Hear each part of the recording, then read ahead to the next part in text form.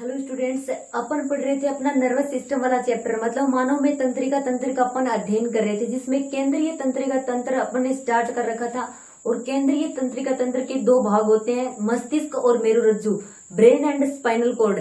जिसमें ब्रेन मस्तिष्क के बारे में अपन पढ़ चुके हैं। अपन डिस्कस करेंगे स्पाइनल कॉर्ड के बारे में, मेरुरज्जु के बारे में। तो मेरुरज्जु जो होता है, वो मेरुरज्जु अपने मस्तिष्क का जो मेडुला ऑब्लांगेटा का पार्ट होता है, जो पश्च मस्तिष्क, और जो अपना ये मेडुला ऑब्लांगेटा होता है, ये अपने पश्च मस्तिष्क का पार्ट होता है। इसके ऊपर अपन डिस्कस कर चुके हैं, ठीक है। तो अपना मेरुरज्जु जो होता है, वो इस मेडुला ऑब्लांगेटा से प्रारंभ होकर कशेरुकों के कशेरुका नाल से गुजरता हुआ रीढ़ की संपूर्ण लंबाई में स्थित होता है।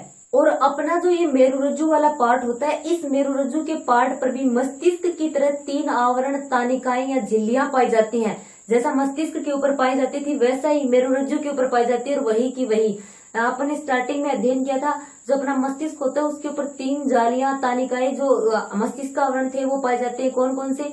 जिसमें अपनी जो दृढ़ तानिका, जाल तानिका, मृदु तानिका, ये तीनों के तीनों तानिकाएं किस पर पाई जाती हैं? मेरुरज्जु पर भी पाई जाती हैं। इसके अलावा 2 कैविटी, 2 गुहाओं के बारे में भी अपन ने डिस्कस किया था, जिसमें अपनी सब ड्यूरल गुहा व सब आर्केनोइड गुहा, वो दोनों गुहा भी इस पार्ट में प्रेजेंट रहती हैं। अपना जो ये स्पाइनल कॉर्ड या मेरुरज्जु जो होता है, ये केंद्रीय नाल के बीच में तथा इसके चारों ओर ये बाहर से श्वेत द्रव्य के द्वारा घिरा हुआ रहता है। इस प्रकार अपना जो ये स्पाइनल कॉर्ड या मेरुरज्जु का जो ये पार्ट होता है, इसके अंदर श्वेत एवं जो धूसर द्रव्य जो होते हैं, इनकी व्यवस्था जो होती है वो विपरीत होती है। मतलब जो अपना श्वेत द्रव्य होता है वो बाहर की तरफ होता है, तथा जो धूसर द्रव्य होता है वो अंदर की तरफ होता है। यहाँ पर आपको ये बुक का जो अपना स्पाइनल कॉर्ड या मेरुरज्जु जो है, उसके अनुप्रस्थ काट का ये डायग्राम दिखाई दे रहा होगा, और ये डायग्राम अपने प्रैक्टिकल में भी आएगा।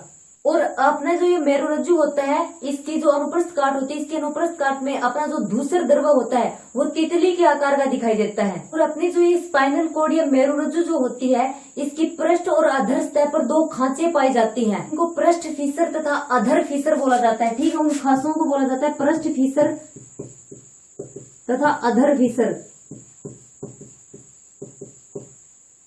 जो अपनी जो तंत्रिका होती है, जो न्यूरॉन होती है, उस न्यूरॉन के संवेदी तंतु जो होते हैं, वो स्पाइनल कॉर्ड के पृष्ठ फीसर तथा अधर फीसर जो ये खांचे होते हैं, इन्हीं के द्वारा अंदर प्रवेश करते हैं। और अपनी जो स्पाइनल तंत्रिकाएं जो होती हैं, वो जो पाई जाती है अपनी बॉडी में, वो 31 जोड़ी होती हैं, ठीक है। स्पाइनल तंत्रिकाओं की संख्या 31 जोड़ी होती है। यहाँ पर एक इम्पोर्टेंट टॉपिक ये आता है कि आपसे पूछ सकते हैं मेरुरज्जु के कार्य क्या होते हैं, क्या क्या फंक्शन होते हैं मेरुरज्जु के।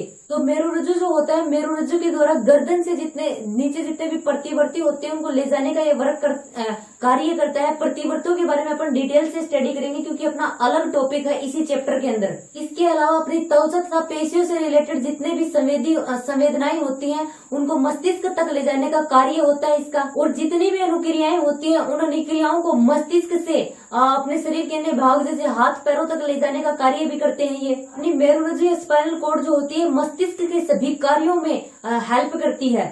इसके अलावा जो अपनी मेरुरज्जु जो होती है, वो मेरुरज्जु आपने जितने भी अनैच्छिक क्रियाएं होती हैं, उनके ऊपर भी कंट्रोल करती है, उनको भी नियंत्रित करने का कार्य करती है, ठीक है। यहाँ पर तो कंप्लीट हो जाता है अपना मेरुरज्जु। इससे रिलेटेड आपसे मेरुरज्जु के वर्क पूछ लेंगे या फिर डायग्राम पूछ लेंगे। वैसे ये प्रैक्टिकली टॉपिक है, प्रैक्टिकल में आने के इसके चांस ज्यादा है। ओके, अब अपन बात करते हैं सेंट्रल नर्वस सिस्टम के बाद में पेरिफेरल नर्वस सिस्टम के बारे में। अपना मतलब परिधीय तंत्रिका तंत्र क्या होता है। इस परिधीय तंत्रिका तंत्र में वे सभी तंत्रिकाएं सम्मिलित होती है जो अपने मस्तिष्क और मेरुरज्जु से निकलती है, ठीक है। इंपोर्टेंट लाइन है ये। अपना जो परिधीय तंत्रिका तंत्र होता है, उस परिधीय तंत्रिका तंत्र में वे सभी तंत्रिकाएं सम्मिलित होती हैं जो अपने मेरुरज्जु और मस्तिष्क से निकलती हैं।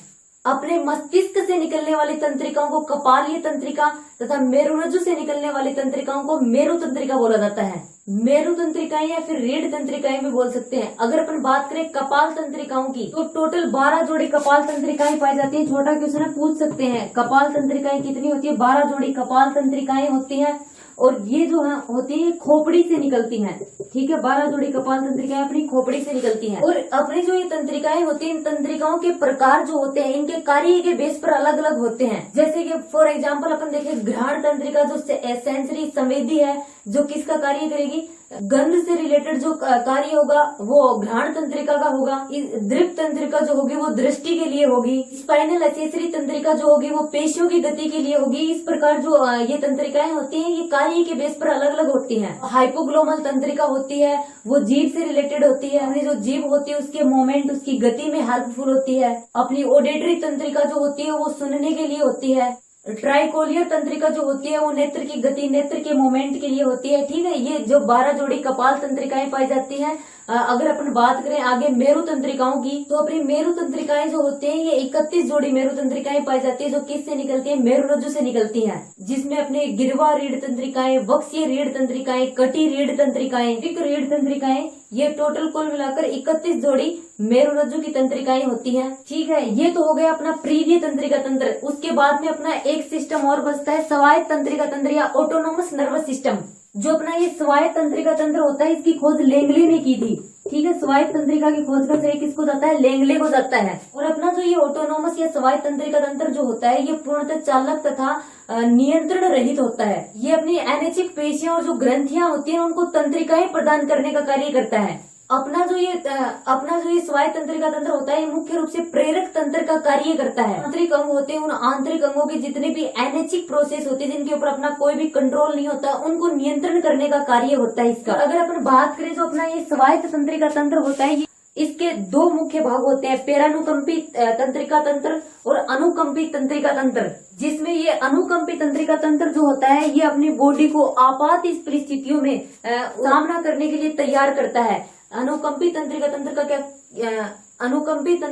का क्या कार्य होता है? अपनी बॉडी को आपात परिस्थितियों में सामना करने के लिए तैयार करता है ये। और अपना पेरानुकंपी तंत्रिका तंत्र जो होता है वो आपात परिस्थिति खत्म होने पर शरीर को पुनः वापस नॉर्मल कंडीशन में, सामान्य स्थिति में लाने का कार्य करता है। ठीक है, एक दूसरे के विपरीत कार्य करते हैं ये। अनुकंपी तंत्रिका तंत्र जो होता है वो आपात परिस्थितियों का सामना करने के लिए तैयार करता है। पेरानुकंपी तंत्रिका तंत्र जो होता है वो आपातकाल की परिस्थितियां खत्म होने के बाद में वापस से अपने शरीर जो होता है उसको नॉर्मल स्थिति में लाने का कार्य करता है। अनुकंपी तंत्रिका तंत्र होता है वो हृदय की धड़कन को बढ़ाने का कार्य करता है। पेरानुकंपी तंत्र जो होता है वो हृदय की धड़कन को कम करता है।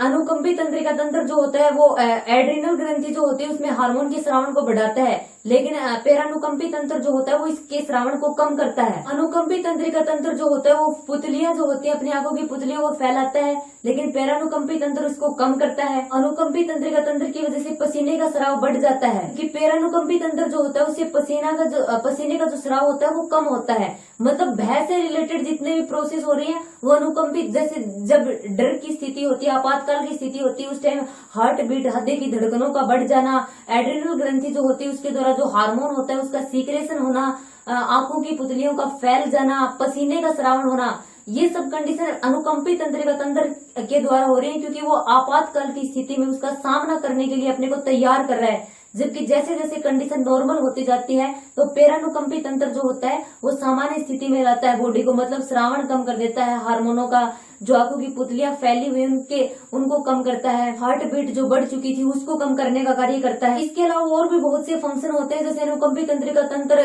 जो ब्लड होता है उसमें शर्करा के स्तर को बढ़ा देता है, जबकि पेरानुकंपी तंत्र उसको कम करता है। अनुकंपी तंत्रिका तंत्र जो होता है वो आहारनाल के क्रमांकुंचन को कम करता है, जबकि पेरानुकंपी आहारनाल के क्रमांकुंचन की गति को तेज कर देता है। इसके अलावा अनुकंपी तंत्रिका तंत्र के द्वारा पाचन ग्रंथियों का जो श्रावण होता है वो कम मात्रा में होता है, जबकि पेरानुकंपी तंत्र के द्वारा ज्यादा मात्रा में उसका श्रावण होता है, पाचक ग्रंथियों को जो श्राव होता है उनका। और अगर अपन इसके अलावा भी देखें तो अनुकंपी तंत्रिका तंत्र जो होता है वो त्वचा की जो कोशिकाएं होती हैं उनको सिकोड़ता है, जबकि पेरानुकंपी तंत्र जो होता है उनको फैलाता है। अनुकंपी तंत्रिका तंत्र के द्वारा रुधिर कोशिकाएं जो होती है वो सिकुड़ जाती है, जबकि पेरानुकंपी तंत्र के प्रभाव से रुधिर कोशिकाएं जो होती है वो फैल जाती हैं। ठीक है, ये इनका डिफरेंस भी होगा या फिर अपन कार्य भी बोल सकते, या फिर अपन इनके कार्य भी बोल सकते हैं। ये मतलब अनुकंपी तंत्र के विपरीत कार्य करता है पेरानुकंपी तंत्र। यहाँ पर अपना तंत्रिका तंत्र जो था वो कंप्लीट हो जाता है। अपन ने केंद्रीय तंत्रिका तंत्र के बारे में पढ़ा। केंद्रीय तंत्रिका तंत्र के दो पार्ट थे, जिसमें एक था अपना मस्तिष्क, एक था अपना मेरुरज्जु। ठीक है, ब्रेन एंड स्पाइनल कॉर्ड दोनों के बारे में अपन ने पढ़ लिया। मस्तिष्क के 3 पार्ट थे, जो अग्र मस्तिष्क, मध्य मस्तिष्क और पश्च मस्तिष्क, फोर ब्रेन, मिड ब्रेन और हिंड ब्रेन, इन तीनों मस्तिष्क के बारे में अपन ने डिस्कस किया, इनके पार्ट्स के बारे में पढ़ा और मोस्ट इम्पोर्टेंट जो है इनके फंक्शन, इनके क्या क्या कार्य होते हैं, इम्पोर्टेंट है, एग्जाम में आने के चांसेस भी ज्यादा होते हैं।